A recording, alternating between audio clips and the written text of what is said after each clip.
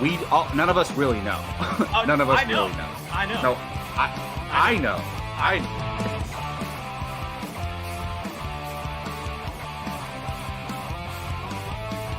Perfect timing, Keith. Keith, what's up? Your favorite movie of all time, F9. Oh, good.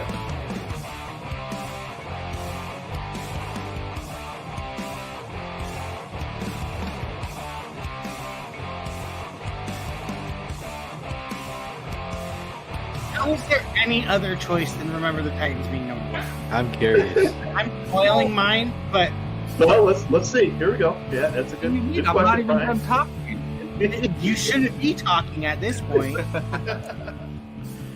Oh, what is going on, everybody? Welcome back to Apocaflix Movies, Apocaflix Now, the movie hangout show every Tuesday, 7 p.m. Pacific time. My name is Gio, and I'll be the host this week. And we have a smaller crew this week. Jake and Brian will both be out. Keith will be joining us in later. And on your screen, I have Jacob Bartley and Sean Wingblade with me. So let's go around the horn and see how everyone's doing. Let's start with Jacob. What's up, man? Not much, man. I'm doing well. Other than, Joe, have you noticed that every single time, well, not every single time, but a lot of the times, well, look, I'm a Los Angeles Lakers fan, right? Every time they start a series, it's on a Tuesday at 7 p.m. Like, it happened, there's a series against the Grizzlies. It happened last year. Like, it's happened several times. I just remember because every time a Lakers playoff game is on, or it's during Apocaflix Now, like every year. But hey, I'm here and I'll be watching the game afterwards. So looking forward to it. And I am, my condolences to the Sacramento Kings. I live in Sacramento, so I was rooting for them. But what can you do? I just hope the Lakers beat the Warriors now. We'll see. Rooting for a renewed rivalry between Sac and LA again. That would have been just so cool. Just like 20 years ago. Hey, that's what I wanted. And yeah, maybe we'll get there. Maybe I just want the Lakers to rebuild like after this LeBron team. But we'll see.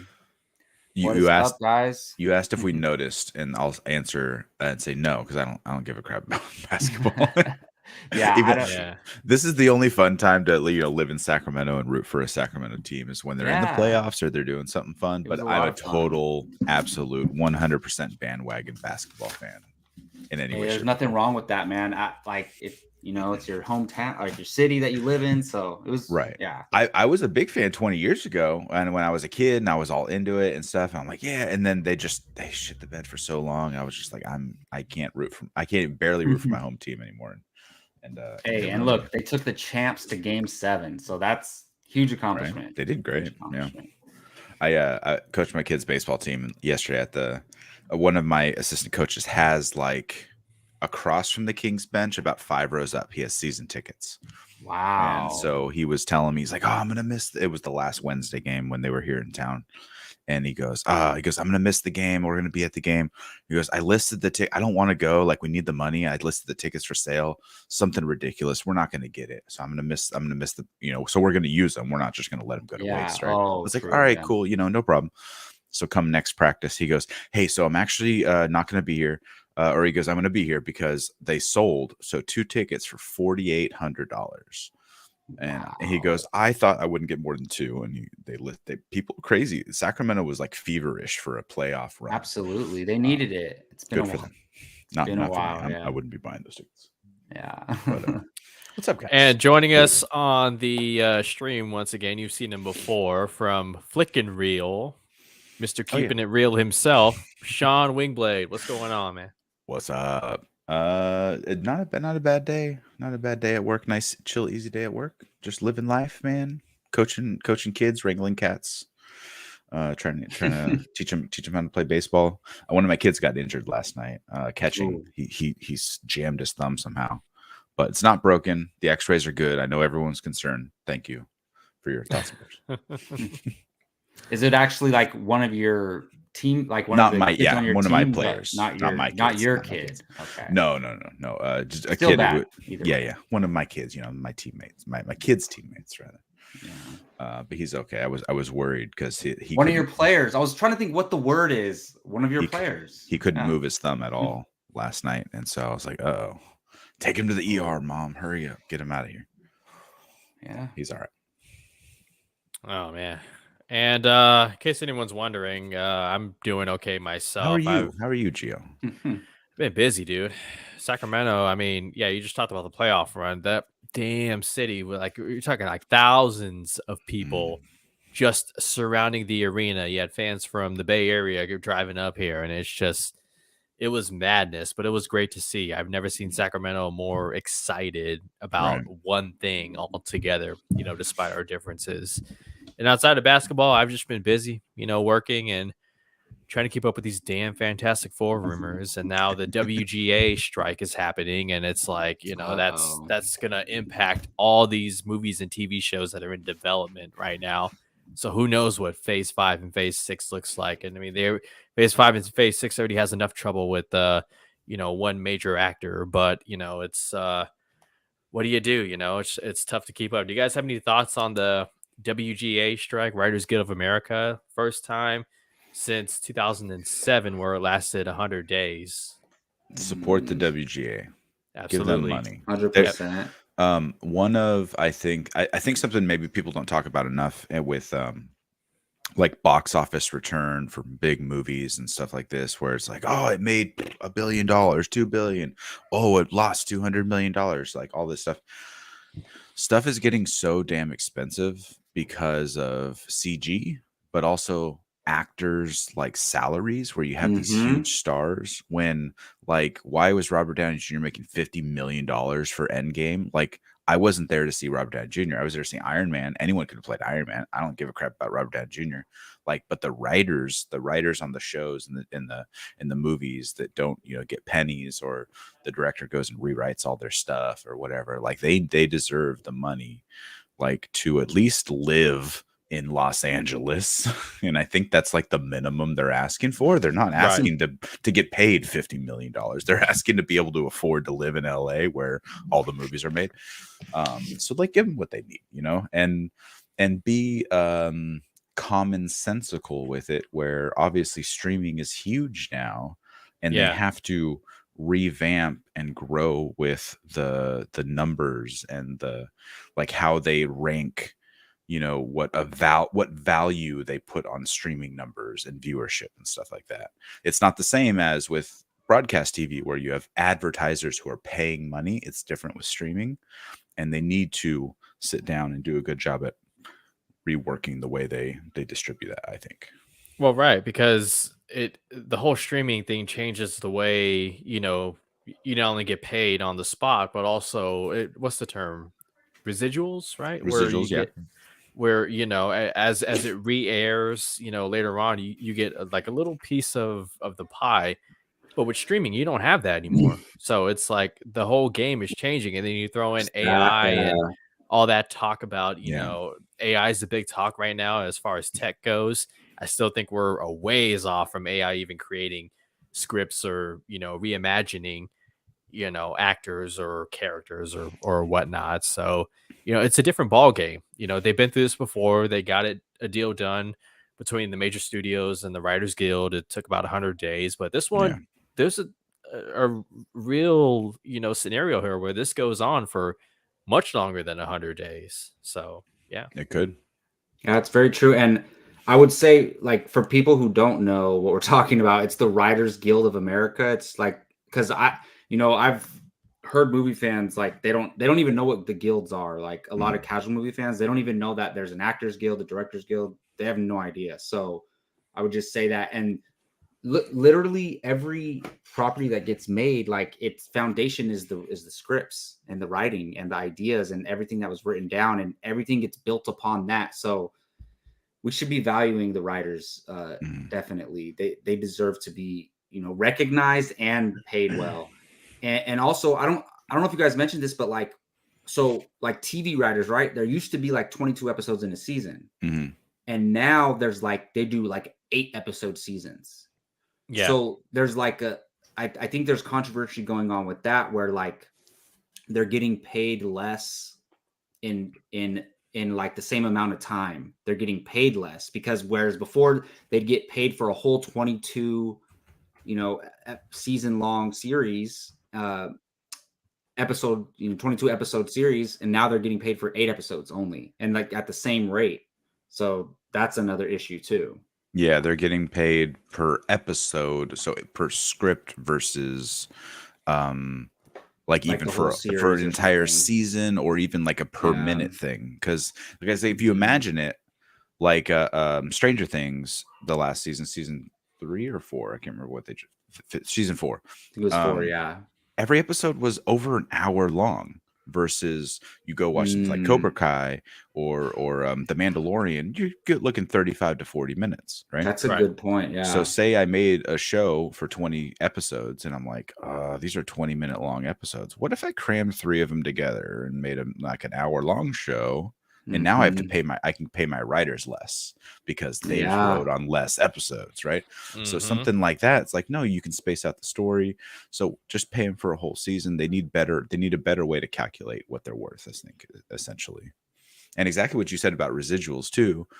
Like, in my opinion, like do something where it's like, oh, watch time in the first month, you get like X amount, and then watch time a year later, all the people who are rewatching The Office and Friends and all the shows from 20 years ago, like those should count for residuals. But if they're on streaming, they probably don't. They probably don't get those numbers. They don't see all that viewership happening, at least not in the form of a check. It's crazy. Yeah. You guys know, like reality TV. That's when the reality TV boom came, was when they didn't have writers. Yeah. During the most recent one strike. Late 2000s. Yeah. It popped off huge. Like it was growing, like with like the Real World and The Challenge, and because it's unscripted, right? Yeah. They don't need writers. So well, I mean, there's producers who are producing but not writing. Right? They're writing.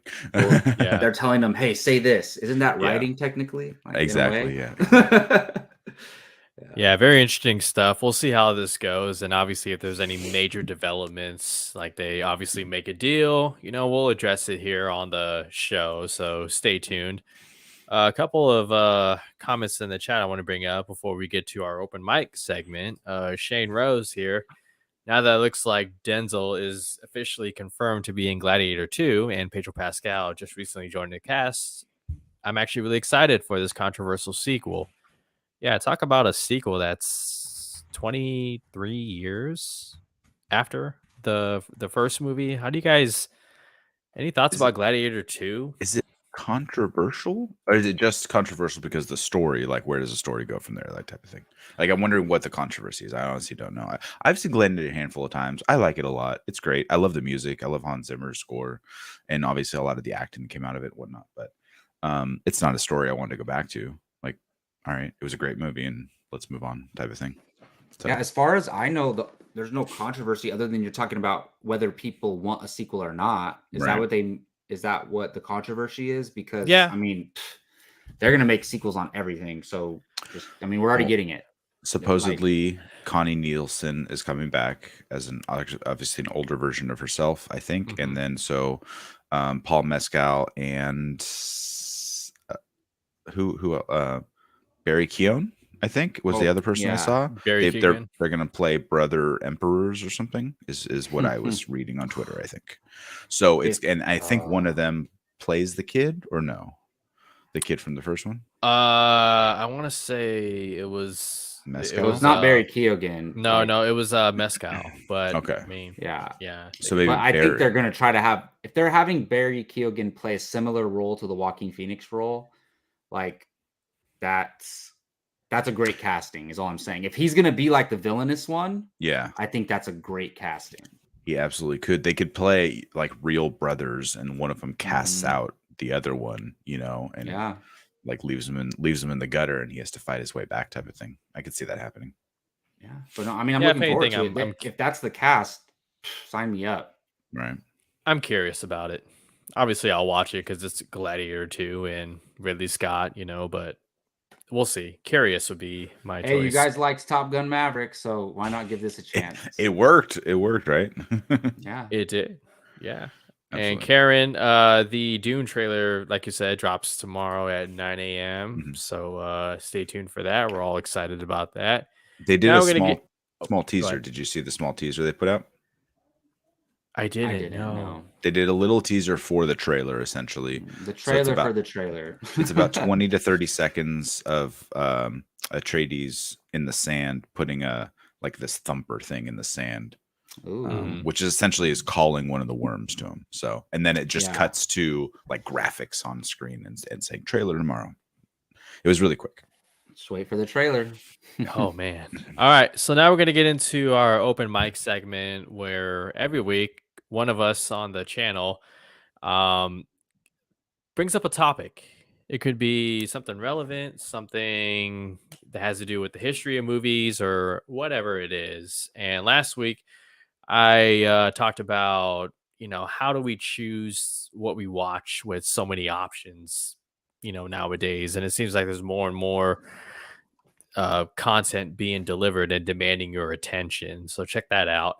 And this week, Jacob Barley has something he wants to bring to the table, a topic of discussion. And so, Jacob, before we get to that, I want to bring in our final member for tonight's show, Mr. Keith Barnes, to join the open mic discussion.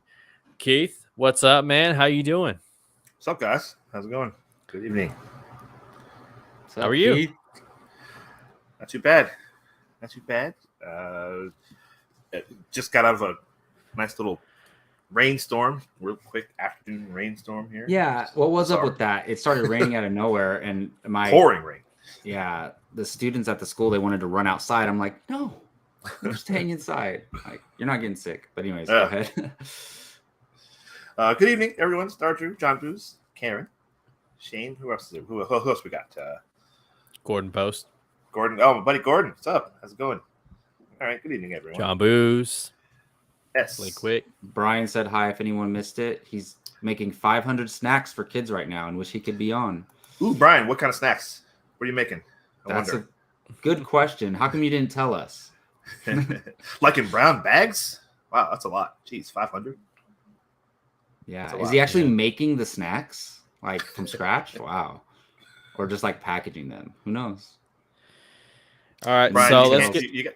Listen, Lunchables are, I mean, I guess, I don't know, 500 sets of Lunchables would be. I'm just joking.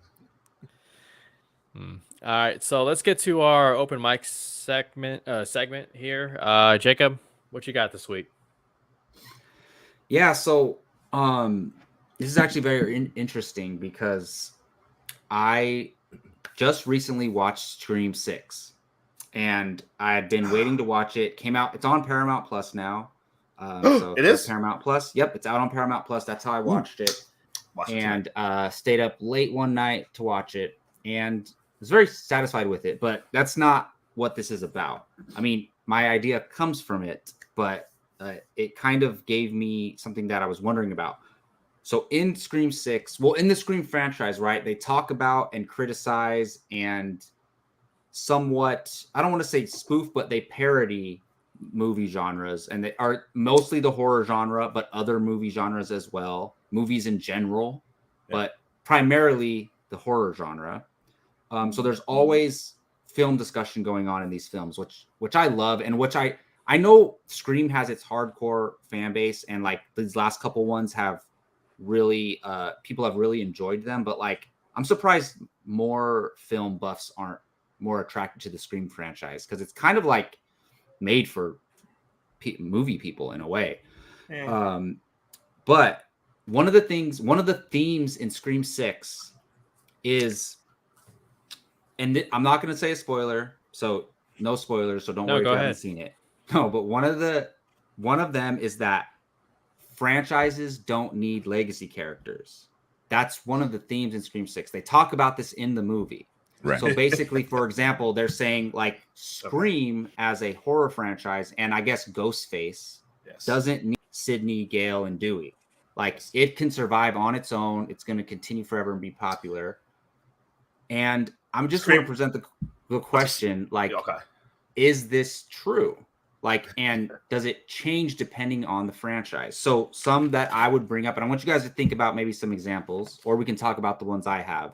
Like, for example, obviously, Iron Man and Cap in the MCU. And I'm talking Steve and Tony, not a different version of them. Like Tony and Steve in the MCU. Like if they did Halloween without Michael Myers or Laurie.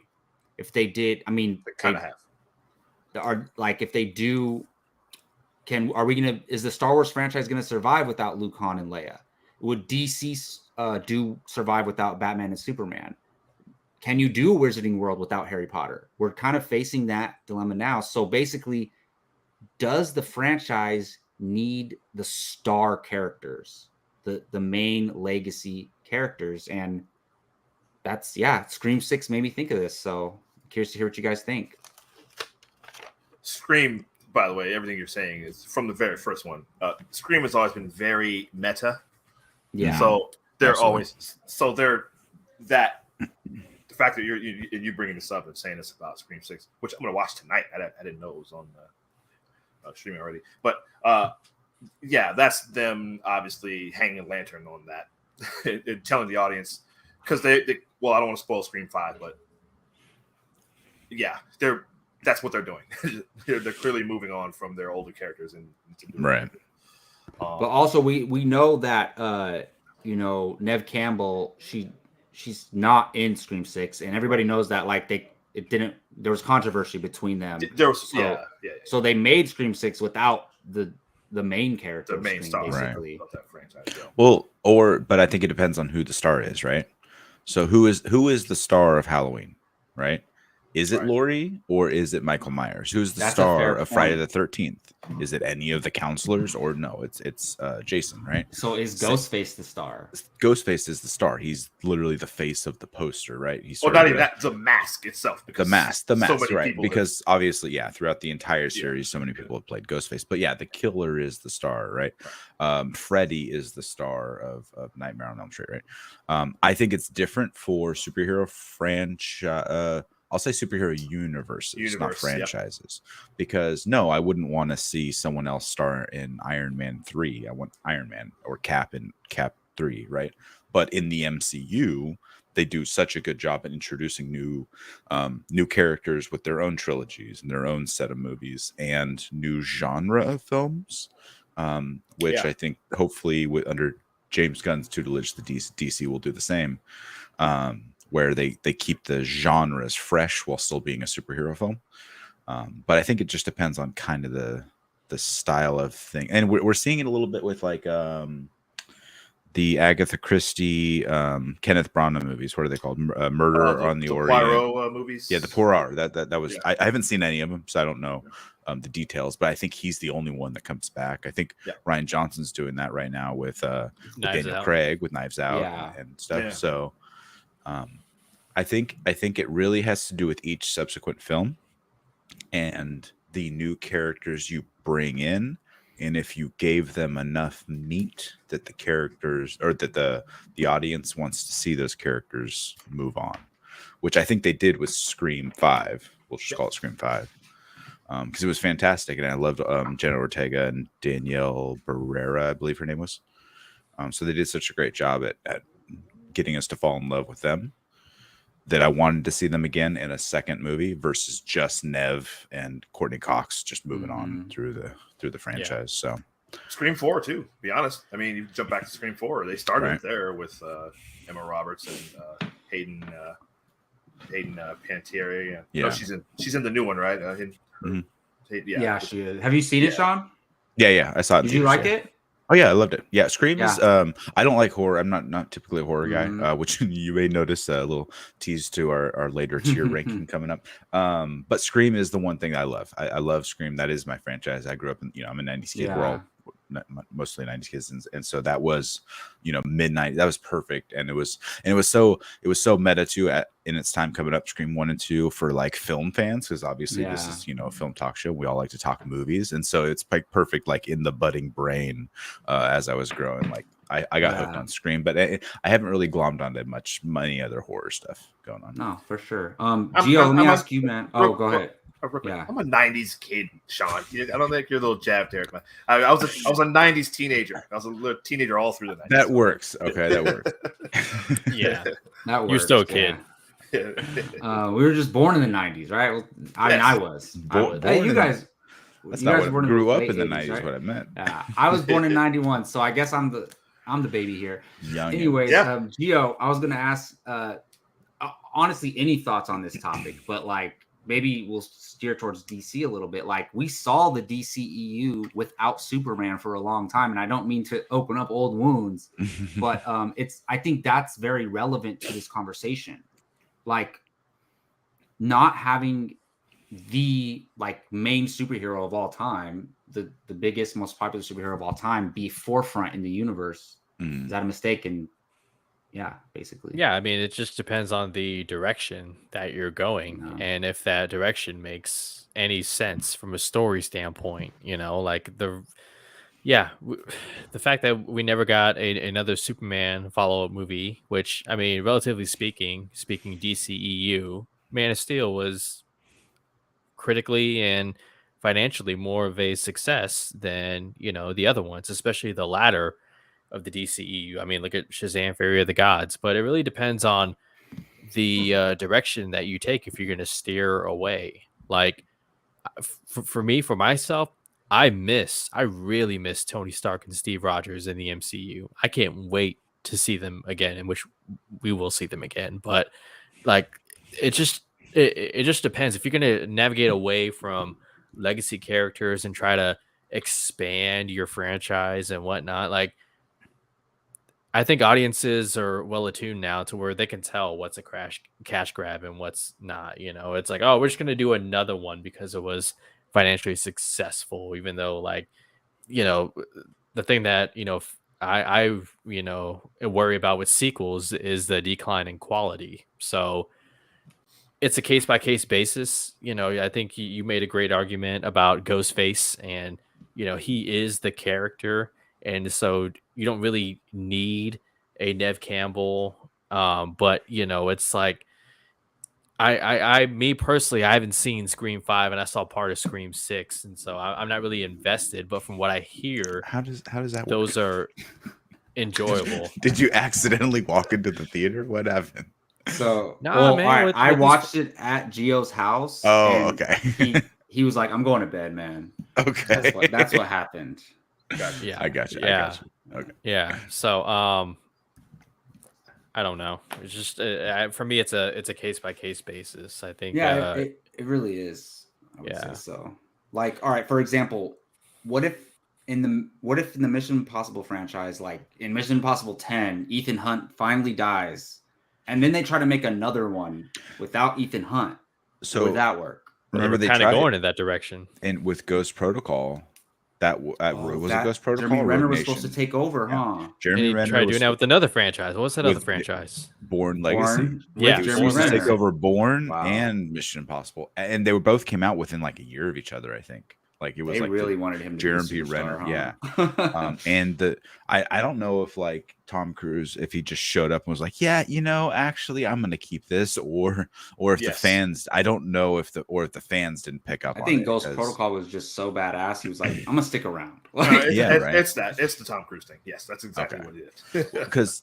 because MI2 was such a down, and then 3 came back up, and then I think Ghost Protocol and Rogue Nation like popped it back off again. So he's probably like, actually, at least like Vin Diesel going back to fast. I'm He's like, glad gonna he take stayed, the reins but back what for was this it? one.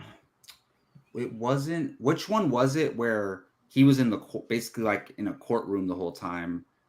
And Jeremy Renner, sorry, excuse me, Jeremy Renner's character was like in a suit, and That was- he was saying, "I can either confirm or Rogue deny Nation. that." That was Rogue Was Nation. that Rogue Yeah. Nation? Mhm. He was great in that as a supporting character. Like I would like to see his character continue along with Ethan Hunt, but Yeah, I don't think he died, right? No, no, I'm he pretty just sure. wasn't in the next Yeah. one. And There's a lot of we the might not characters see that Alec didn't Baldwin, die. They so. just didn't bring them back. Yeah. Mhm. Well, are we Well- talking? Because we're talking about like you're mentioning, like the MCU, a bunch of these comic book, the MCU, and Sean, you hit it right on the head. That's exactly what I was thinking. As Jacob was bringing this up, but like individual like movies or the whole franchises, because are we talking about seeing like not seeing Steve Rogers as Captain America is different, but we still have a Captain America. We're gonna have a new Captain America, Right. Yes. obviously coming up. So, Mhm. and in the comics, that's all the time. Like somebody else is Right. always, Yeah, for sure. a bunch of different. There's 10 different There's a whole universe of Spider-Mans where there's a bunch of different people have been Batman, different people have been even Superman. There's been different Superman characters. So there's always different people taking up these mantles of some of these characters, and we're now getting to the point where I think in these movie universes, audiences are starting to recognize that they're trying to bring that into some of these movie universes. Obviously, with the Spider-Verse, which is animated, I think it seems like they're trying to get people ready for Miles Morales in live action as Spider-Man. 100%. It's gonna happen eventually at some point, and there's always gonna be some whiny, stupid outcry about it. But I mean, this character has been around for a long time, almost 20 years coming up. So I think they're kind of trying to do that. But you do wonder too, maybe in like we were questioning that with like James Bond, for example. Like would they move on? They won't. But would they move on? With those other characters, with Lashana Lynch and I would love it. It's hard where Anthony the main character is the title of the franchise because, like, what do you call it? Well, no, he's not. After that? Well, None of he's the not, movies that- though. Oh, 007, yeah. But I was Right. thinking of what's it called? You're talking about Bourne?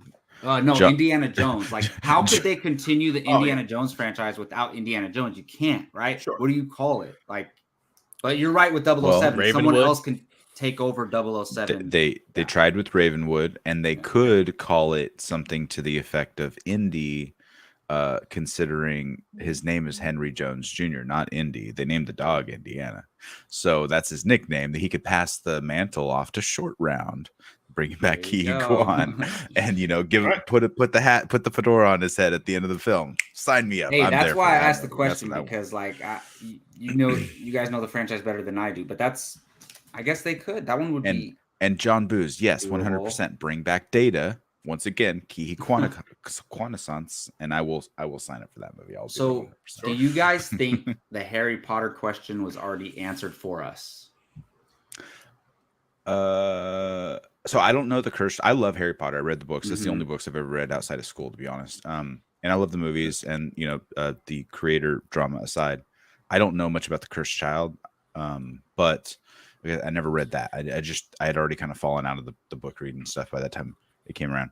I would love to see them move forward in the timeline. Yeah. However, whoever the main characters are, whether it sticks with Harry Potter or they just live more in the wizarding world, Mhm. just move forward with the timeline. I agree. Same thing about Star Wars. I love the idea of a Rey 15 years older, whether she's like the Obi-Wan character or she's the main character of the movie. I love the idea. I think she could definitely be an Obi-Wan type of character, set some new character off on a mission, and then sit back, maybe come in to like be support during the final battle or something like that. I'm all for that. Oh, the Cursed Child is exactly that, Sean. That's exactly what Okay. you want. And with Harry still plays a huge part in that. He's not the center. It's focused on one of his sons, and I think Okay. one of Malfoy's sons. And I don't want to spoil too much after that, but so No, go ahead. I wish that. Well, it does take place in the future. I'll say that. Right. It kind of does jump around a little bit, but Does it take place before the epilogue, or after the 19-year after, yeah. epilogue? Oh, okay. So it's after the 19 years. Gotcha. Okay. I don't say well after, but it's after. Yeah. Okay. A little bit. Yeah.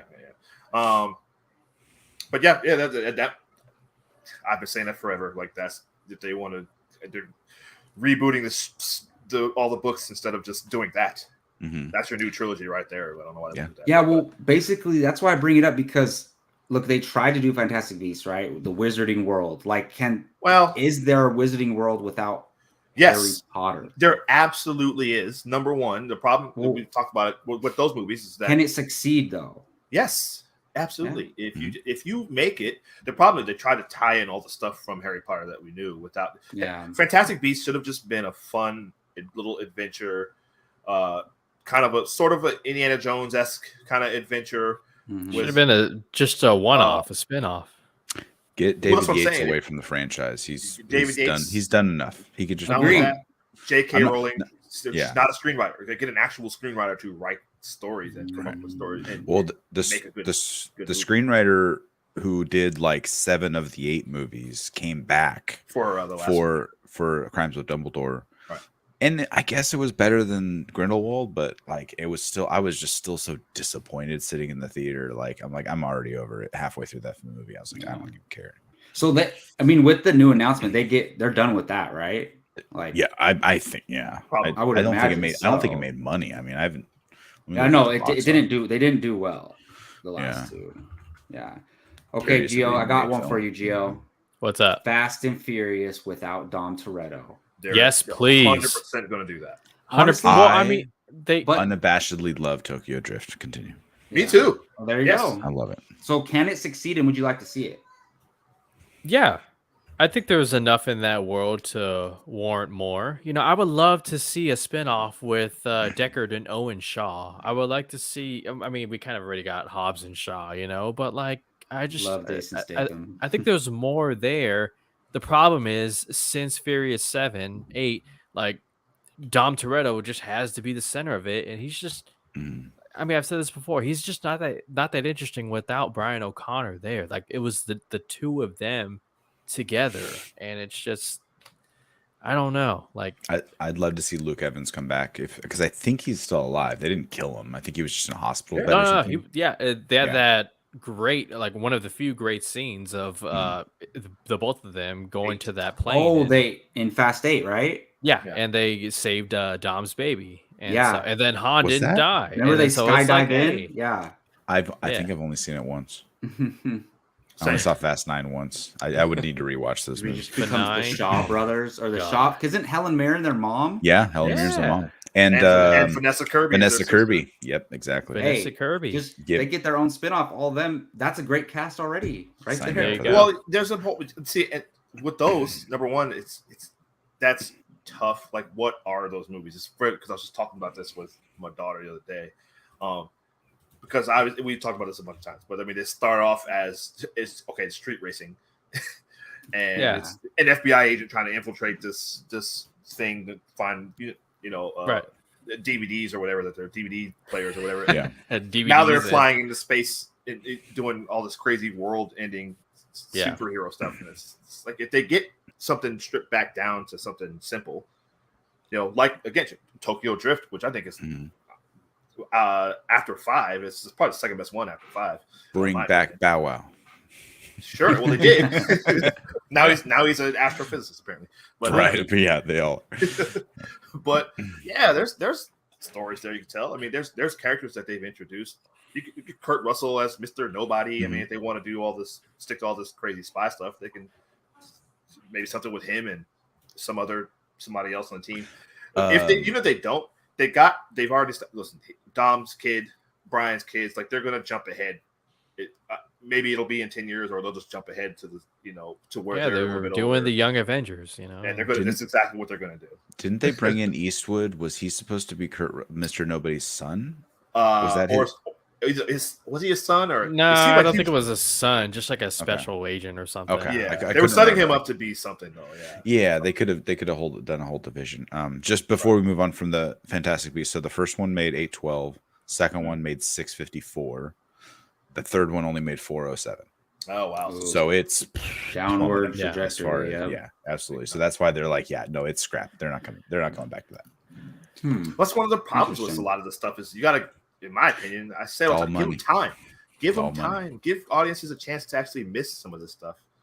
And then maybe you'll have to, like, Fast and Furious is though, like they're just cranking these out every other year now, or every 2 years or something. Yeah. So because what 7 was 2015, right? I think. Yeah. 2015 So- was 7. Or 6 years ago, we're 4 of them in 6 years. That's kind of a lot. I mean, it's Mm. and then another one next year. I mean, Yeah. The next Well, one. I just thought it was interesting to hear, like when they were talking about that in Scream 6, I was like, that is interesting. Yeah. Because they actually name dropped Tony Stark in that scene. okay. So I wanted to get your guys' thoughts on it. So thanks, appreciate it. Yeah, that's a good thanks question. for the topic, and thanks to those in the chat for chiming in and giving your thoughts as well. Always appreciative. Yeah, definitely. Now let's move on to our main topic here. So, summer box office preview. A lot of exciting movies come out. It's already been an exciting year already. I mean, March and April, just fantastic. A lot of great movies. And now what we're going to do is bring up the tier ranking for the summer box office. And that'll be the way we measure what movies we are looking forward to the most. And as you can see, we got 19 movies on the screen right here. Hopefully everyone can see it. And it's hard to see some of them, but all right, okay. let's try this then. Let's see. Bam. How's that? That's a little bigger for the people. Yeah, I think that's better. Yeah. There you go. All right. So, yeah, we're gonna go through one by one, and some movies we man. might put up to the top, and then as more fill in, we can debate it, and like I mean, I can't debate why you're excited about it. I just like maybe one deserves to be more than the other. I don't know. We'll talk it out. So, here it is. We're gonna start with a movie releasing in a couple of days here. Guardians of the Galaxy Volume 3. We're going to see it. What's up? We're going to see it in 2 days. Well, I haven't bought my ticket yet. What? What? Not yet. I'm still deciding because there's a 3 o'clock showing, and I'm like, I'm off that day. But then there's a 6 o'clock showing, and I'm like, I don't know. Like, so it's either gonna be 3 o'clock or 6 o'clock for me. But Guardians of the Galaxy Volume 3, James Gunn's final installment in his trilogy, and the final installment of the Guardians of the Galaxy as we know it. So, where does this rank on your guys' excitement? Hey, you know what? This is a prime example of what we're just talking about, because we would have a whole new Guardians team if and when we see them again. So yeah, because there's no way they're throwing that name away in that franchise. Like, sure, the franchise. Yeah, Yeah, it'll be like Phase 8 or something. So yeah, they'll have a new Guardians team.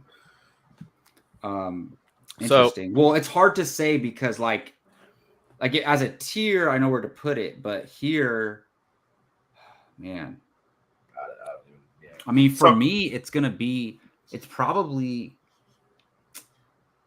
4 through 7 for me, I would say. I was leaning 4 through 7 too. Judging off of these movies right here, definitely excited about it. I know it's going to be an emotional ride. I was about to talk about the early reactions, but I don't want to upset Jacob. So, yeah, I mean, for me, it's 4 through 7. But anybody else think otherwise? I missed everything that you guys said. I'm sorry, my kid was distracting me. Oh, it's okay. Yeah. Are we just going left to right? So we're talking about Guardians. Yeah. Mm-hmm. So I would have agreed with you until this week, and I decided, in going to see this movie, I'm rewatching the films. So I rewatched 1 to Infinity War, and I'm halfway through Endgame because it's a long movie. It's jumped up now. It's my number 2 as far as because just the emotion of the story, and I haven't rewatched the second one in quite a while. The first Guardians is probably my number 2 MCU movie.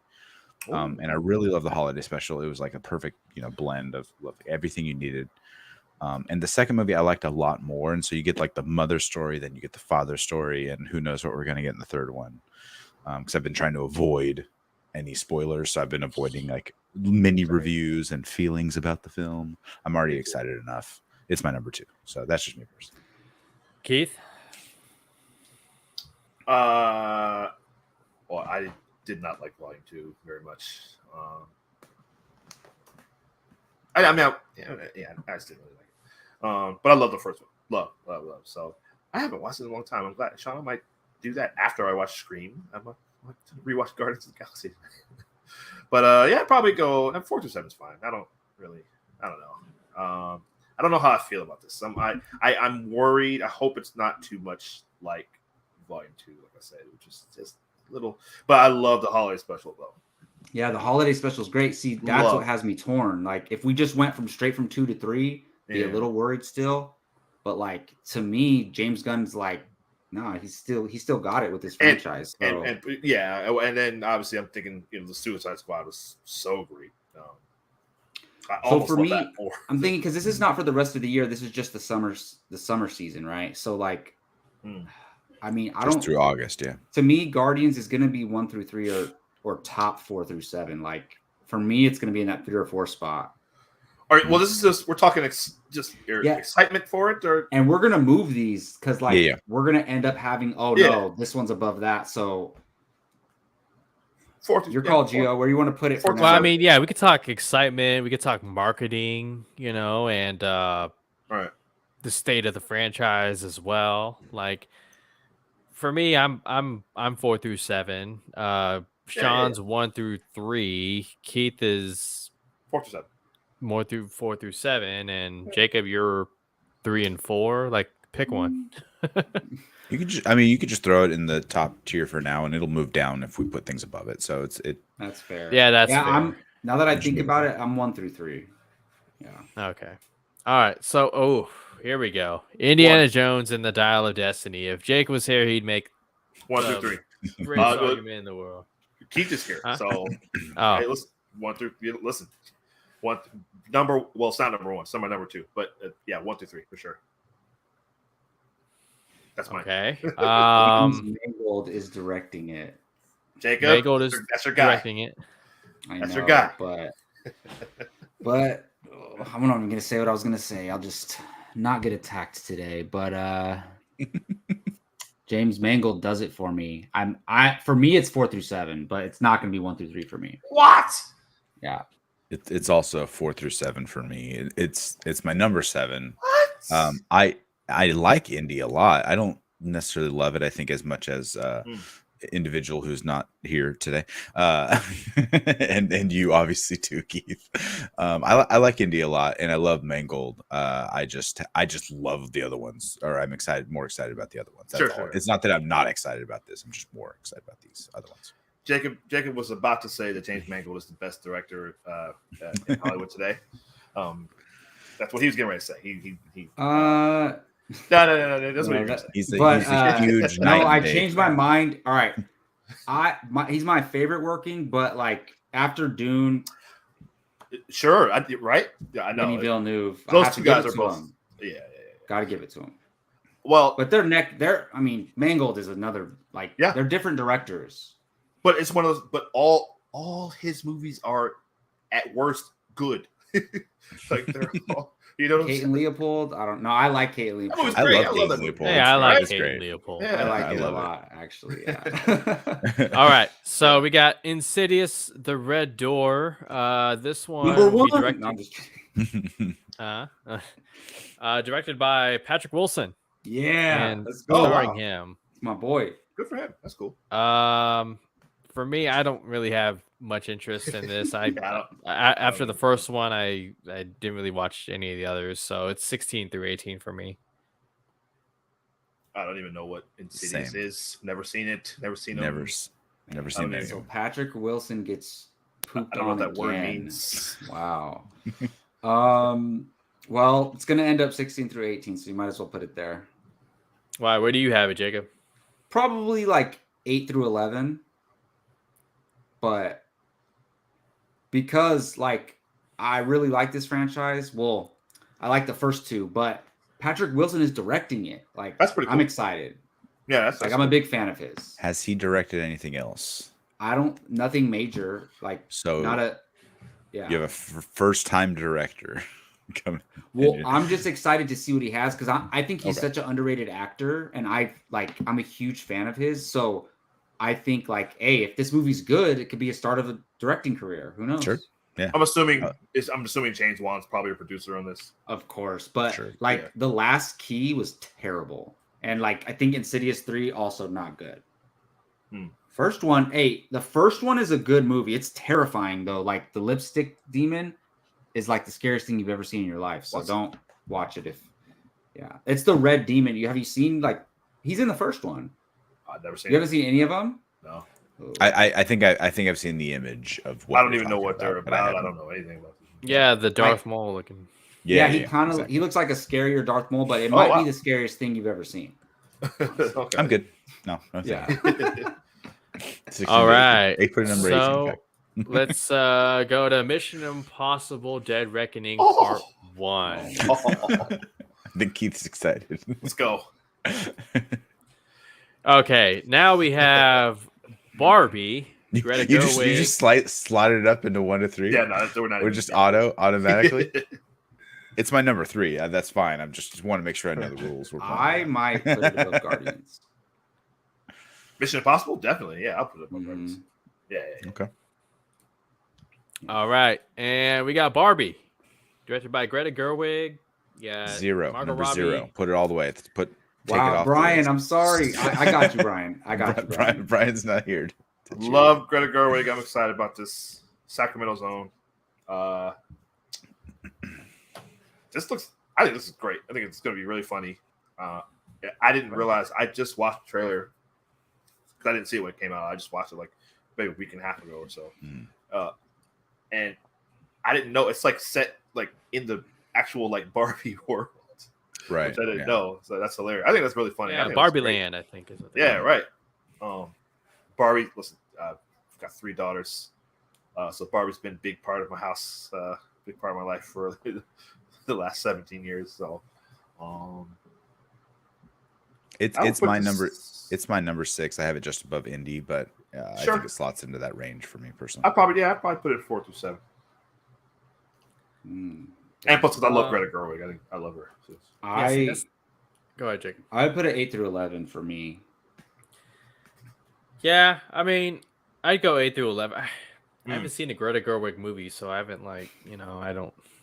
Yeah, and I don't have any daughters either, so I mean that I know of. But it's I thought at first this was gonna be kid friendly, but after the most recent trailer, I don't know how many of those like over the head jokes of kids, type of thing. If it's gonna be too much that kids will latch There's on. no way I don't it's know. R, right? It's not rated R. I don't think. No, no, yeah, it's no. PG-13. So. Okay. Yeah. But- I mean, they can go pretty far these days with the stuff they say in PG-13, Yeah.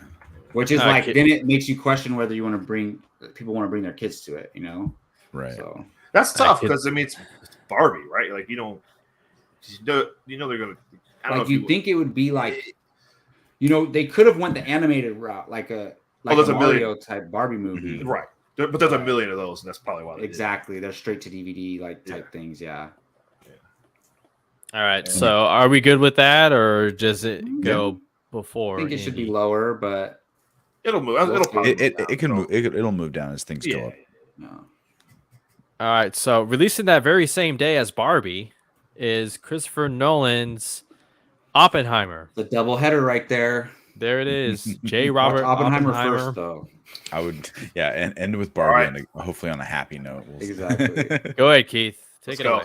Okay, Christopher Nolan, Cillian Murphy, Rob Downey Jr. Mhm. Who else is in this movie? I can't even remember. Everyone. Everybody. Everyone. Emily Blunt. Emily- Matt, right, yeah, Matt everyone. Damon, Matt Damon. Florence Pugh, Probably Tom Hardy. Most I would likely Tom almost Hardy. guarantee he'll be Michael there somewhere. Caine. Michael Michael Caine. Caine, of course, wearing a suit. We don't even have to He'll be look in that there up. somewhere. He's in there. Yeah. 1 through 3 for me. Well, yeah, 1 through 3. I'm sure it'll move down, but for me, 1 through 3. Hmm. I have it above Indy, but behind Guardians. So like mid 4 through 7. Ooh, this is number 12 for me. There's Wow. there's other things I'm more excited about. I'm excited. Are you a Ten- Nolan guy? Or I was until Tenet, and it really soured me a lot. Tenet was maybe one of the worst theater experiences I've had. But did you like Odd- Dunkirk? I'm curious. I didn't see Dunkirk, so I Okay. still need to see that. It just didn't. Dunkirk was it just good. didn't interest me very much, so I wasn't glommed. And then I missed So- it in theaters, and I just haven't gone back to watch it. I'm actually with you, Sean. I didn't like Dunkirk, and Right. Tenet's all right. Ah, So like I love Christopher Nolan. I Love was Inception, Tenet love was my Interstellar. number one most anticipated for 2 years in a row because it got delayed, kept getting Right, delayed. yeah. Yeah. And then I'm like, Because of COVID. damn. I saw it at the IMAX in El Dorado Hills because that was it was Placer County, so that was the only theater that was open at the time for that like 2-week period that theaters were open during the pandemic. The audio was terrible, and I was like, I need to rewatch this with subtitles. And honestly, by the time it came out, I was like, I have no interest in rewatching this movie. So it soured me on Nolan, honestly. Like I still love like Batman, I love Interstellar, Inception stuff. I just my excitement about this story, it looks epic. I'm just not excited about it, if that makes sense. Not as excited as other things. Gee, I was glad that you when you watched was that last year you watched Dunkirk? I'm glad you liked it. I'm the only person that likes Dunkirk. Where do you have it, Gio? I'd say the back end of 8 through 11. Like I am looking forward to it. Is it the next Christopher Nolan project I would have liked to have seen from him? Not exactly, but I mean, just you know what you're gonna get for Christopher Nolan movie, okay? And the cast, if it's not the name Christopher Nolan, it's the cast. And Cillian Murphy, this could easily be a best lead actor nomination. I could definitely see that, and so for now, I'm okay putting it in the back end of 4 through 7. It'll likely drop, but just out of respect for Keith. I'm glad he's getting Cillian is getting like a starring role because he's always the supporting actor. Yeah, and so it's good that he has a lead for once. He's great in everything. He's probably one of my top 2 or 3 favorite actors. I love him. So he's fantastic. I don't know that In Time movie where you just grab it, then and I never saw that. The Justin Timberlake one. Yeah, was he in that? Yeah, he is. Yeah. He was not his fault. What the heck? Time Watcher with that was an Olivia Wilde Justin Timberlake film. But I mean, that goes to show you, like, he wasn't the lead. I don't remember him in that movie at all. I remember Matt Bomer in that film, and some other people. I didn't know that. Yeah. Justin Timberlake. Yeah. All right, and we got the Haunted Mansion. Disney's The Haunted Mansion. Oh, that's what that is. I couldn't tell what that is. I couldn't. Yeah. You know what? This looks a lot funnier than I thought it would be. Like because I'm thinking like the Eddie Murphy one tone, right? Like, and as far as like, okay, it's a Disney movie, so they have to keep it family friendly, right? And still going horror. I like the way this movie's looking. But it's not going to be too high for me. Like, not because I'm not looking forward to it like I am, but like it's going to be near the bottom, like end of 12 through 15 or 16 through 18. But I'm still looking forward to it. Yeah, this is right towards the it's not in the not excited realm, but it's at the bottom of the excited realm. This is Lakeith Stanfield looks hilarious in this. Owen Wilson too. I doubt that I'll actually go to the theater to see this. I doubt it. I don't know. Yeah. Maybe, but I do want to see it. But it's going to be probably as soon as it's on Disney Plus. You know what I mean? If this gets some bang up reviews, this would be a Monday morning after I drop the kids off at school type of movie where I'm just like, I guess I'll see it. There's nothing else open this weekend. I saw everything else. So So before or after Insidious? Movie's probably going to struggle. I mean, I have Insidious at the bottom, so this would be before. Jacob, what do you think? I don't know. Well, I guess, put it behind Insidious. All right. So you'll Patrick Wilson was directing Haunted Mansion, then I would put it above it. Right. You and Patrick Wilson. Okay, dude, King Orm. What do you mean? Yeah. That movie is in trouble. Okay, The Meg 2. 18, 19. Put it in 19. Yeah, I don't get it. Why is it I didn't see the first spec. It's a bloody megalodon.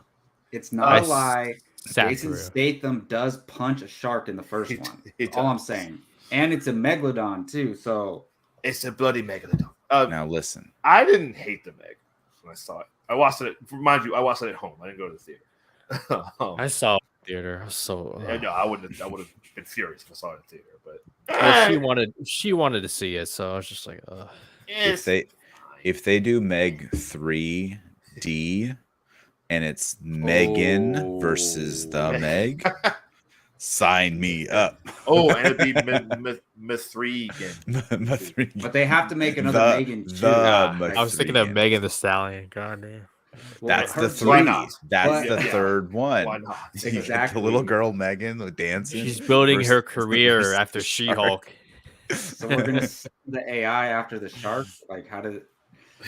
I like it. Hey, I bet you it makes more money that What way. is this? What is this movie? What is this? Like, It's a because giant there's, shark. but they already in the Meg.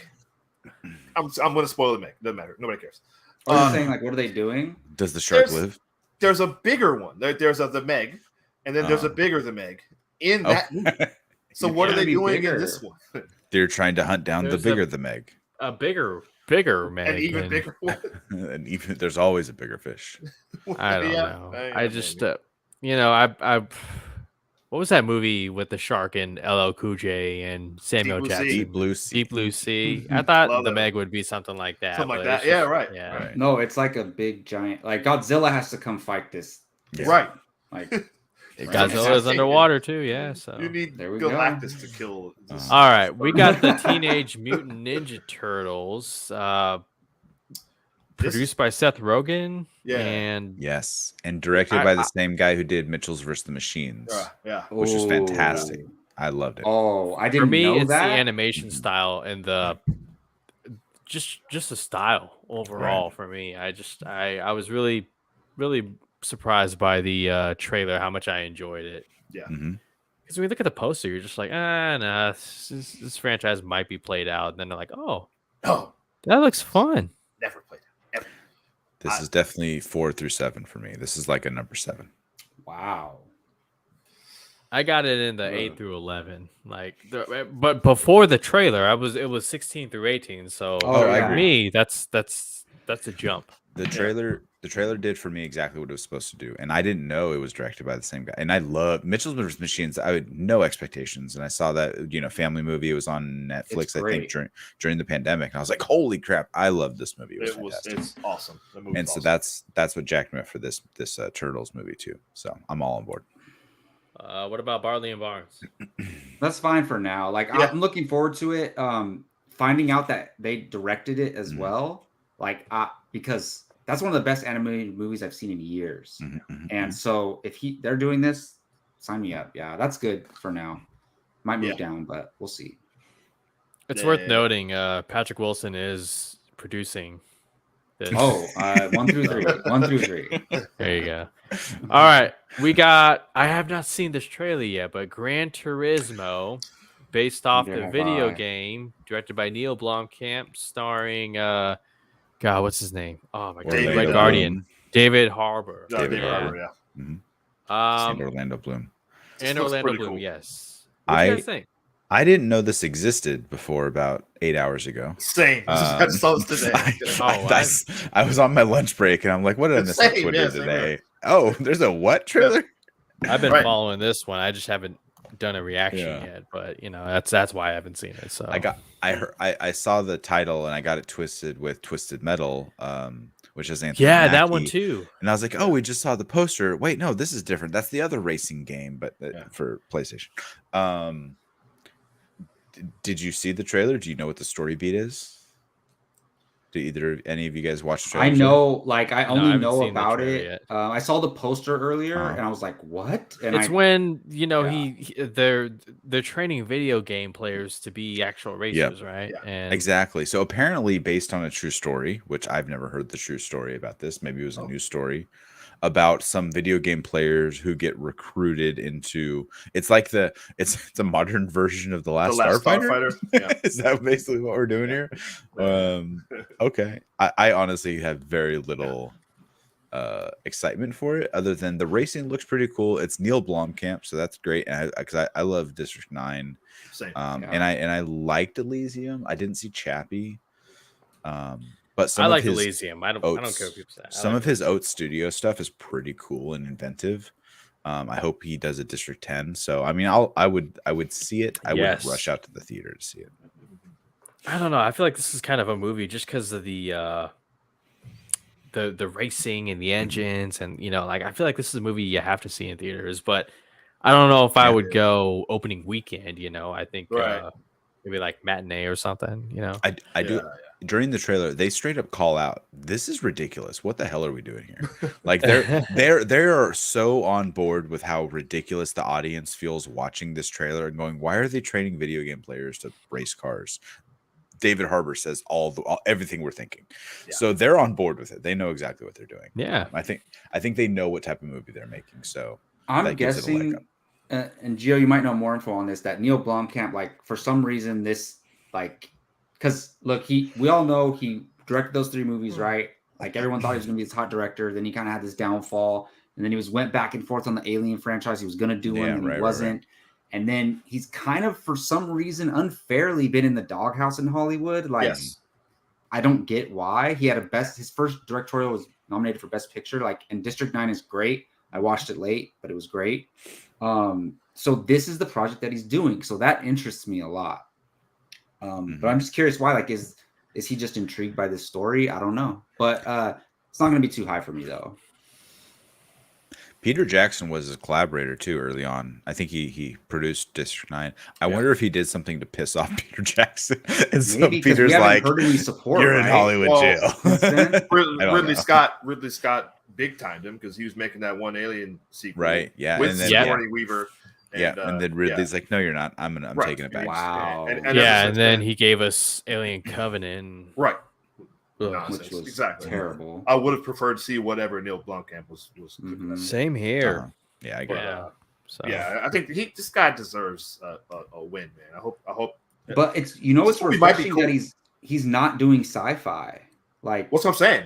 He might have That's a cool idea refreshing. for this. That's what I'm saying. This put it above Meg, Gio. Above Meg. okay. Thank Yeah. you. That's Until that's they why make Meg 3D. Above All Meg. right, we got with a the collaboration. 3 on the side, Exactly. like the Megan. We got a collaboration with director Robert Rodriguez and Ben Affleck. A movie called Hypnotic. I have not seen the trailer, sadly. Is there a trailer? I know I've never heard of this thing before. Seeing this list Me today, neither. There I have isn't. no idea what this is. Listen, I did not know anything about this till just now, but you said the magic words, Robert Rodriguez. So you can put it wherever you want, whatever. But I'm in. I'm gonna see it. Is he directing? Oh, Gio, I thought Yeah. you said that Yeah, they yeah. were co-directing, and I was like, what? Oh no. Like, it's a collaboration. It's actor Yeah. and So director. I was like, are they doing like a Tarantino, Robert Rodriguez type thing? But okay, it's Ben Affleck starring movie. Okay. Yes. A new Robert Rodriguez movie. Oh my gosh. All right. Well, Oh, Alice Braga from the Suicide Squad. Oh All of her freedom fighters got killed. man. Okay. William Well, Fichtner. I'm up there. But I mean, you put 8 through 11. For me, it's in the top part. But Jackie Earl Haley. No way. cool. Oh my gosh. I'm watching the Mates- trailer while you guys talk. Mates I Wealth. have no idea what this Mates is. Wealth. Mates, what? Yeah, Wow. we're going. Okay. Yeah, I'm Next week? interested. I'm interested. Yeah. Yes. I didn't know about it till now, and I like Robert So- Rodriguez. I like Ben Affleck. I love Ben Affleck. I don't know. Yeah, whatever. I mean, whatever. Well, I mean, is it? I mean, I don't know, Jake. I don't know if this passed my Patrick Wilson hype. I'm just gonna say that. I don't think it did. So, what about Haunted Mansion? Like- Yes. Put it ahead of Haunted Mansion for sure. Yeah. There we go. There we go. I Okay. have no idea what's We'll happening. wait for Sean's thoughts after the. I after was gonna say what? Yeah. Yeah.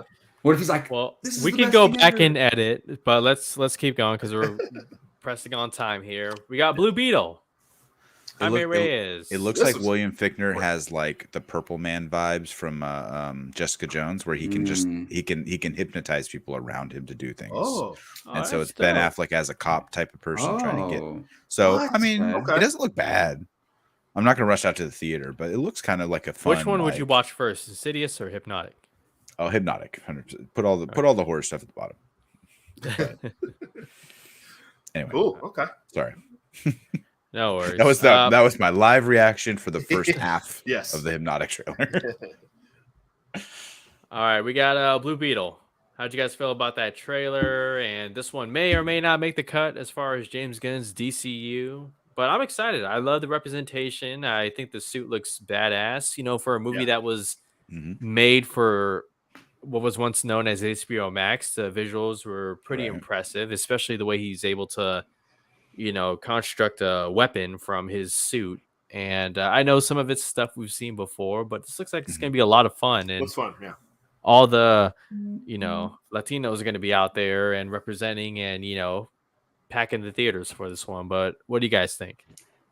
I personally I loved that trailer so much, and Mhm. it elevated my excitement for it. I know people got to remember they made this movie for HBO Max at first, Mhm. and then they transitioned it to theaters. Gio might have already said that, but what I'm saying is people are saying, "Oh, it looks like a TV movie or something," and I'm like, "Okay, give them time. They're transitioning it. They're gonna fix that up, and I think it's gonna feel more cinematic by the time we get to the next trailer and when the movie comes out." Anyways, I have it above TMNT for me, but not above Oppenheimer. Yeah, I mean, for me, I would watch it over. I mean, if I had to choose between Oppenheimer and Blue Beetle, Blue Beetle.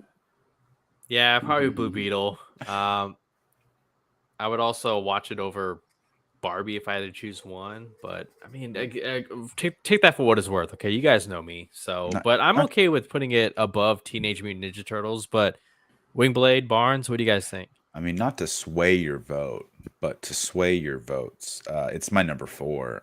This gives me all the Spider-Man Homecoming vibes, honestly. And Jolo is he's a star in the making. Like, I can't wait for him to hit more movies because I love him in Cobra Kai. And Yeah. I want to see him do so much more. I think this looks fantastic. It looks so fun. My kid's on board. I'm on board, and it's exactly what it needs to be. It looks like a ton of fun. It looks like the origin stories of the early MCU, which is exactly I think what we need to hopefully kick off the DCU moving forward. Yeah, looks like a lot of fun. Looks like a better version of something we would have seen in 2004 or something, which Yeah. which is not like I said. That's not a knock. That it looks like a better version of like the stuff we used to see back in those times. Mhm. Yeah, it looks like a lot of fun. I'm really excited about this. I don't want to say I didn't have any interest in it, but I was just like, Blue Beetle, But as soon as I saw this, I was like, oh, this is great. Like, wow, Yeah. this looks really cool. Like, It's funny that we went from too many origin stories, stop, to no, bring them back. We need some more. Come on. Well, Oh, too yeah. many of the same. I don't need to see Spider-Man's origin. I don't need to see Batman's Yeah, origin it's story true. again. There's too many of the same origin story. That's true. But I kind of like them starting, even just if it's a character like Blue Beetle, right? I want to see his origin, but Mhm. even if they do a new Wonder Woman one day, just jump right in. She's Wonder Woman already. Boom, go. Right. yeah, That's Yeah. what I wanna see. Yeah. And this movie's going to heavily tie in Jaime's family too. So there's a Right. different aspect as far as superhero genre goes. Like his family's literally coming along. Uncle Rico, George Lopez, is literally Right. flying the bug, and it's just like, okay, Yeah, that's cool. And did you hear George? And I don't know what podcast he was on or interview. He don't give a shit. He's like, I'm gonna spoil everything. Did you know Batman's in this movie? Like this, that, whoever else is in this Wow. movie. He's saying everything he can. they shot. Never mind. Yeah. All right. So, all right. Fast X, the penultimate of the saga. Jason Momoa looks like he's just having a blast in these trailers. There's a reunion between Han and Deckard Shaw, Shaw. which was Shaw. kind of awkward. You got Toretto going down a dam, driving down a dam as it explodes from the top. Yeah, what do you guys think about this one? How you feeling? What's your excitement for the 10th Fast and Furious movie? I don't care. The weird thing, the more I see, the less excited I am. Right. That happened with me with 9. That's exactly what happened with me. We went and saw 9 in IMAX downtown only because there was a 5-minute Jurassic World Dominion clip ahead of the movie. Oh, And I was so Wow. disappointed. And then I walked out to a $25 parking fee in the parking garage, and I was even more disappointed. Oh my god! Because I was just mad for parking in there. Blame Fast and Furious. Yeah, everything about that screening was terrible. I'm like, why did we come here? John Cena with the longest zip line through Venice in history. Oh my God. Just sailing through, just going like this. It's to the whatever point where, country like, they were in. even adding Momoa and Larson like doesn't get me excited. Ooh, Like, no, that's what I say. Who cares? I don't even care. it's like, Yeah. come on, really? I mean, if I don't know this. I don't know anything about this. If she's O'Connor's sister, Jeez. that's interesting. But still, I think her and Richardson are related or something is what Maybe, I heard. Maybe saw in a trailer. I can't remember. Richardson, Alan Richardson. Alan Richardson. Oh, he's in this. I do miss I know hearing You O'Connor. see in him the- for half a second in the Like, in one of the trailers. just the O'Connor name. Mhm. But I would have it behind Insidious for me, but that's just me. Yeah, I have it at number 14, so it's down. It's down. So it's I'm keeping Really? my streak of never seeing these in theater. Well, Gio, your vote counts too, Gio. Yeah, what do you think, Jim? for me it's 8 through 11, only because Momoa and Brie Larson, and just like I'm going to watch it. I've come this far. Okay, I need to finish it, even though F9 was just, oh my God, I wish I had alcohol. God, I'm not. I making think that it's fair to mistake put it above Insidious because I think like there's no way any of you guys are gonna go watch Insidious in theaters. Like, No. some of us we're gonna go watch Fast 10, like except Keith. Yeah, you got the power of Patrick Wilson. It's not that strong. Patrick Wilson's not stronger than family, so. He should be. He the might next be in villain. this. There you go. I was gonna say he might be in one of these fast movies. It's true. They've run Could out be. of the other actors. Maybe he's the big bad. Although if they get Robert Downey Jr. for that, oh my God, that might pull Keats into the theaters. All right. Disney's Little Mermaid live action. The girl can sing, and Mhm. All right, the let me ask, fish- what is that movie next to Spider-Verse? I need to know before The Boogeyman. Boogeyman. the Boogeyman, Transformers. Oh, damn. Okay, go ahead, Gio. Sorry. No, it's okay. What do you guys think about the Little Mermaid? Like, how are you feeling about it? Like, I'm indifferent to most of the live action Disney films because they don't have a great track record. I'm more excited for my wife, Ariel is her favorite. My wife and my daughter to see this than I am. She's excited about it. They're excited. Yeah, they're excited to see it. Okay. I'm less excited about to see it. So it's sitting at an 8 for me because I'm more excited about some other things, but more of like this is going to be a family excursion type of thing. Yeah. And tickets are on sale now, so make sure you go buy if you're going to buy them. I have it at number 4. Ooh. Oh wow. Okay. It sounds great, and Haley Bailey, right? Halle Bailey. Halle Bailey. She Halle sounds Bailey. fantastic. Her voice is ridiculous. I hate the live action rendition of all of the animals they've done recently. Same. That's what I was Oh about my to say. God, I don't. yeah. I don't. Lion like King what I've pissed me seen. off. Even Jungle Book pissed me off. They need more emotive faces. That's what I'm saying. That uncanny valley. Like, Yeah, you got to William make Harold. them a little more cartoony. What William Harold says. you Sebastian. gotta Flatter do freaking the Sonic effect. Right. Exactly. Yeah. right. Yeah. Make him emote big, huge. Right. Tails and Sonic don't look like hedgehogs. Right. And a fox. Right. They look weird. And a echidna with giant nose. Right. Yeah. Exactly. Yeah, my dogs are from- excited about this. Sorry, Gio. No, go ahead. I'd say somewhere in the middle for me, I guess, because they are excited about it. And, I haven't seen Little Mermaid, gosh, since I was a kid. I Mhm. just barely remember it. So, And for me, okay. I mean, I was gonna say I'm interested in what they're adding because the original Little Mermaid is like a smooth 86 minutes, and this is Right, gonna yeah. be 130 or something. Oh So, wow.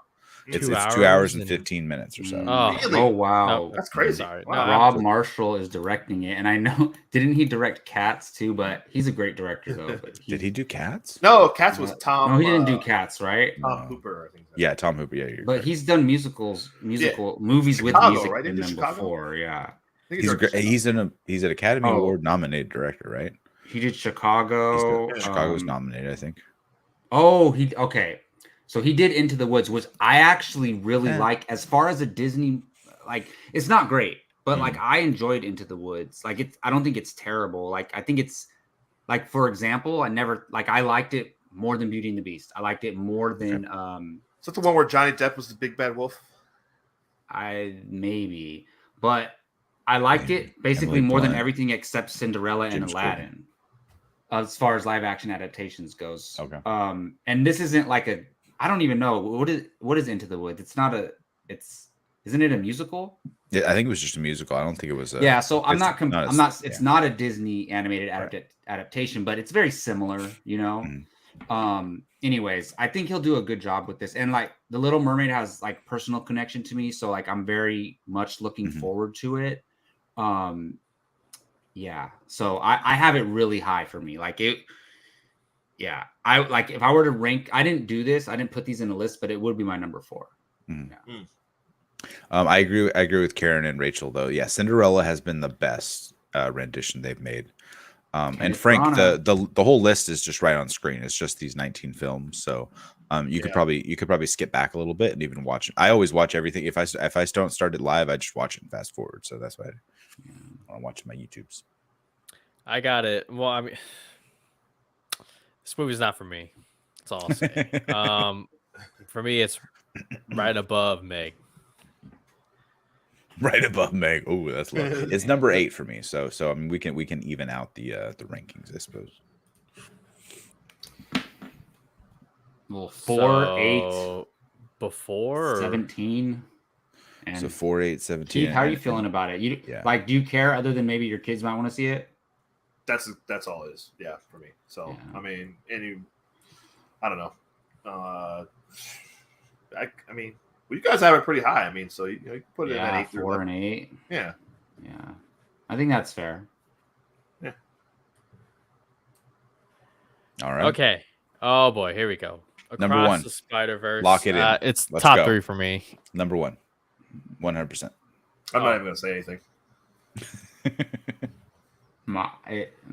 It's not that high. It's 4 through 7 for me. But Keith, 1 through 3, probably 1. That's number 1. Sean, It's number 1. 100%. number 1 for That's me. I'd put it number. It's number 3 for me. So, but okay. So, yeah, I mean, I'd have it at like 6, so that's still pretty high. I'll argue So the 6, math 3, 1, for 1. to beat Mission Impossible and stick at number 1 for me. Oh, absolutely. Okay. The Boogeyman. I think There's a movie called The Boogeyman. Number According 20. to you guys, just take the horror stuff, put it at Put the it bottom. at number 20. I'll say that I saw a trailer in I whatever saw the it in last- theaters. whatever the last trailer. movie I saw was, and it looked scary. I'm not going to see it, but it looked pretty freaky. It freaked me out. I'm like, What? okay, cool. Yeah, it looks like a scary movie. What's the What is last? it? Oh, was that it? Would you watch it over Meg? 18. I'd rewatch Guardians 1 or Endgame. Or you know what? Sing Street. Sing Street's a great movie. I'd put that on over any horror movie you're trying to force me to watch. Sing Street's great. Enjoy solid. that movie. Okay, I don't know why so the fuck I'm at. So then, what? The Transformers- Haunted Mansion would go up then, right? But we could do it later. there, Jacob. We got. Oh wait, it's supposed to be 16 through 19, right? It was, yeah. Oh, okay. So you can move it back down or do that. Easy fix. Whatever. Boom. We'll figure it out. Sorry, Gio. Okay. Rise of the Beasts, Unicron, Predacons, Terracons. Looks like an all-out war between the Transformers and minimal humans. What do you I guys would think? much rather watch this than Fast 10. I'll tell you that. I agree with that. Much rather. This looks awesome. They're going to get us again. Spectacular. I I know. love- I'm worried about that, but this looks so good. I loved Beast Wars growing up. Yeah. And I tried to rewatch it recently. It didn't hold up. Sure, it's but not but I great, loved yeah. the nostalgic memories in my head Dude, of those what Beast McDonald's Wars was. toys, man. Those McDonald's toys. And I like Anthony Ramos is great. And I love him. the Dominic epicness Fishback and- the epicness of the Transformers and stuff. And also Stephen Cable Jr. is directing it, and I loved Mhm. Creed 2. Yeah. So I'm excited about it. It has not gotten some good heat though. There's supposedly a lot of drama if you listen to anything Jeff Snyder says or put stock in what he says. Well, So but who knows is what that that means? regarding the quality of the film? So I don't trust Jeff Snyder's opinions on films, but I Mhm. trust the rumors he hears about films, if that makes sense. Okay. He's not saying it's bad. He's saying that he has heard it's bad. Yeah, but then he could And see it and be so- like, "This is awesome," but who Right, knows? Yeah. exactly. Hmm. So it is what it depends on what you put stock in. But I'm excited about it, so I'm all for it. I have this at number 9 personally. I think our overall, I think it was around there, like around TMNT, our overall excitement. I mean, I have it just above TMNT. It's right in front of it. Jacob, Keith, would you watch it over? Well, Jacob, never mind. Would you watch it? Well, would you guys watch it over TMT? I would watch TMNT. over everything there except Oppenheimer. Personally, I'd watch it over. Honestly, I'd watch it over Blue Beetle, and that's fine. But yeah, that's probably where it should go. Yeah, I have it right between Little Mermaid and TMNT, so right where you slotted it, pretty much. But also Oppenheimer is lower on the list, so it is what it is. All right, The Flash. Oh boy! All right, so this is a close. number 1. This is a close. The 1, 2, and 3 are real close. I can't put it. I'm not gonna put it ahead of Spider-Verse. I'd put it ahead of Mission Impossible. Yeah, I'm okay with it not being, but ooh, I would go see this before I see Mission Impossible. Yeah, same here. I have it at number 5. I have Mission Impossible number 3 and Guardians 2. My top 3 are on the board. So, mine's number 5. If you want to do the math on it, or if you guys want to argue for your top spot, whatever you guys want to do. I would knock Guardians down and put the Flash up there, personally. but does it go above Mission Impossible? I would, yes, but whoever. I mean, I have it at number 1, so you would. Gio, would you? I would put it above Mission Impossible personally. So then I would think it's fair, right? Like to put it above Mission Impossible. Where's Mission Impossible on your guys' list? Is any of it numbers 1? I would be number 3 for me. Okay. Yeah. It's So- Mission Impossible is my number 3. So Be number 3. Yeah, and Flash would be 1, and yeah. okay. And Elemental. Yep. And on the bang. Elemental. Everyone's been waiting for Elemental. Honestly, I am, but because I love. Well, for some reason, I became the animated and horror guy of our channel, but I love animated films. I'm not. It's not anything like Inside Out, but it reminds me of Inside Out, and I love Inside Out. So like, I don't know. I'm looking forward to it a lot. What? All right. Did Disney Plus and Disney really kill the excitement for Pixar movies? We used to be hyped as film fans for Pixar movies coming out, and now it's just like, who cares? Well, Damn. they shifted to sequels, and then Right. the thing with John Lasseter, who was a big part of Pixar. Well, they during didn't that release run. Turning Red in theaters. They didn't Which they release should've. Luca in theaters. Right. Well, it's so yeah. many of Soul they didn't release in theaters. And Soul. Wait, was Turning Red Pixar or no? Or was it just Disney? I don't. Might have been Disney Animation. Yeah, Yeah. Disney Animation. Yeah. Soul was in Christmas of the first year of the pandemic, so the theaters still weren't open. I think that was the issue, and Yeah. right at the same time in Wonder Woman 2, they released. Oh no, the it is same day. Pixar. It's Turning Red is Pixar. It's Pixar. Pixar. Yeah. Oh, okay. See, that one's great. Shoot, I'm hyped as ever for this. To be honest, like I would rather go watch this than Fast 10. Personally, I mean, for me, I agree. it's more of the word of mouth of people's excitement that Mhm. is the only reason why Elemental would be on my radar. But I mean, Do we know the release date? I think they haven't started. They put out a couple trailers, but they haven't started marketing it, very much. 2023 does say June 16th. So, we're a month or two away. We're 6 weeks or so away. I don't. Star Drew says Turning Red was in theaters. We watched Turning Red on Disney Plus. I don't know. Yeah, it might have been like day and date type of Did thing. it come out in March of like about a year ago? Yeah, because we watched it at home. Yeah, so. It was I how mean, high does March it go 1st. on the list? No, like I haven't seen too much about it. I don't really know. I don't know. I mean, I would put it above Insidious. Does it look sad? Is there sad stuff going on? No, sad? Look, it's a flame and a.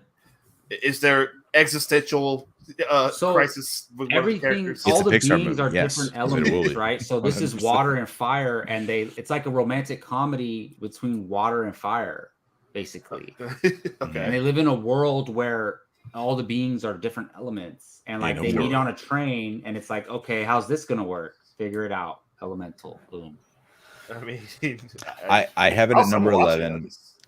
I'm excited. I like Pixar films. I have it right behind Teenage Mutant Ninja Turtles, just because I actually don't know much about it. Overall excitement as a group was more for TMNT, Gio. I think you could put it behind TMNT. I do agree with that. Because it was only me talking about Elemental. Who are the Okay, so any objections? Anything we should move to another tier? No. Should one movie be above?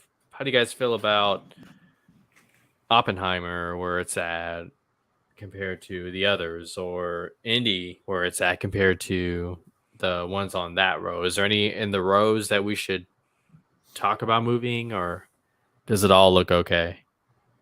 I have major recency hype for Guardians because rewatching the movies, and we're gonna go see it in less than 48 hours. like So 2 days, yeah. I'm jacked I'm for more it. excited for Indiana Jones, obviously, than that. But Right.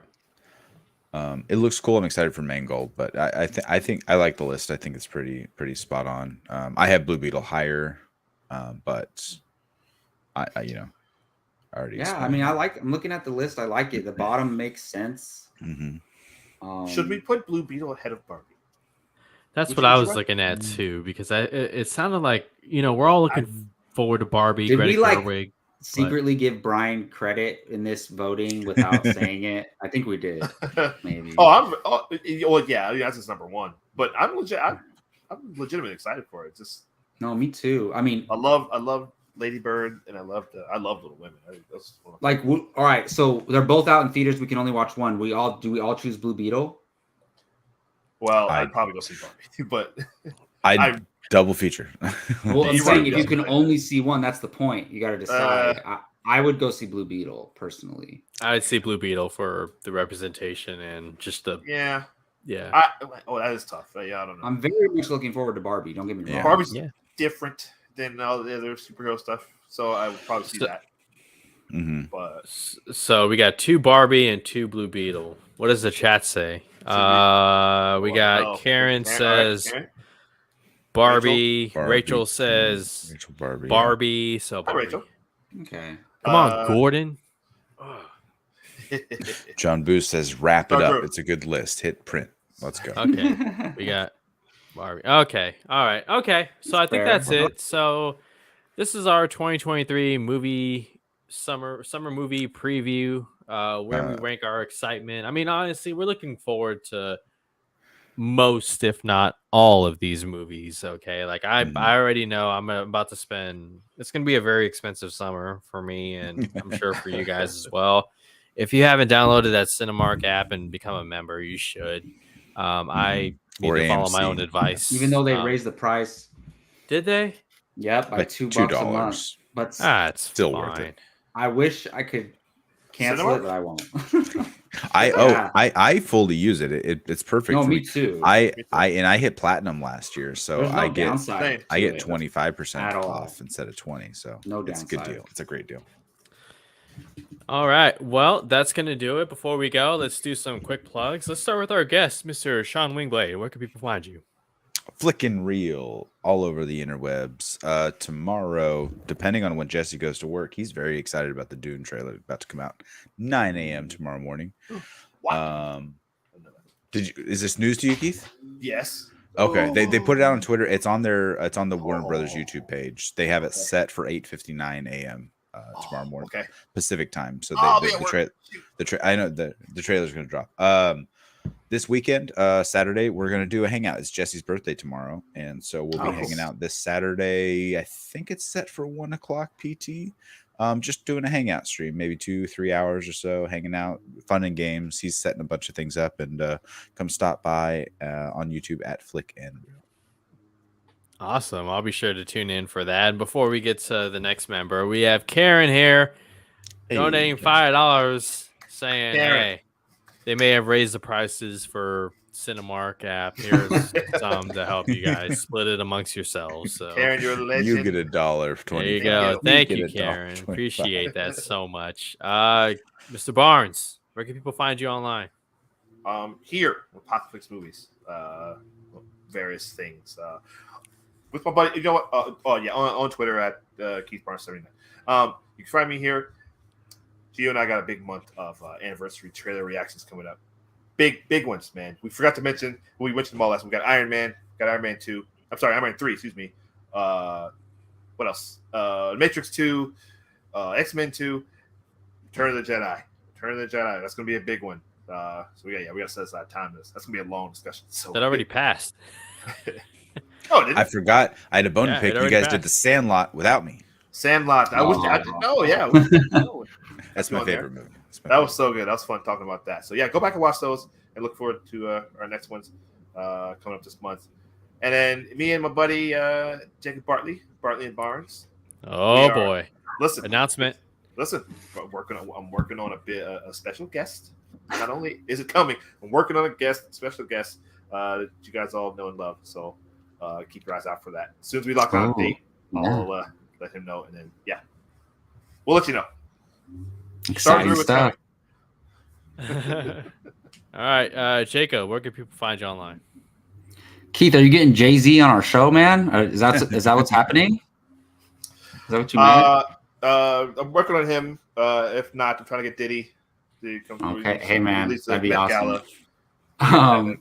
Yeah, so future episodes with Keith and I, Bartley and Barnes, but you can find me on Twitter at Jacob Bartley824, and the NFL draft just happened this past week, and if you're a fan of the NFL or you play fantasy football, I have a YouTube channel called First Round Fantasy with my buddy Gabe, where we cover mostly fantasy football, but we get into natural discussions involving the NFL as well. We're going to start going live on the weekends here now that the NFL draft has passed. So come check us out, First Round Fantasy.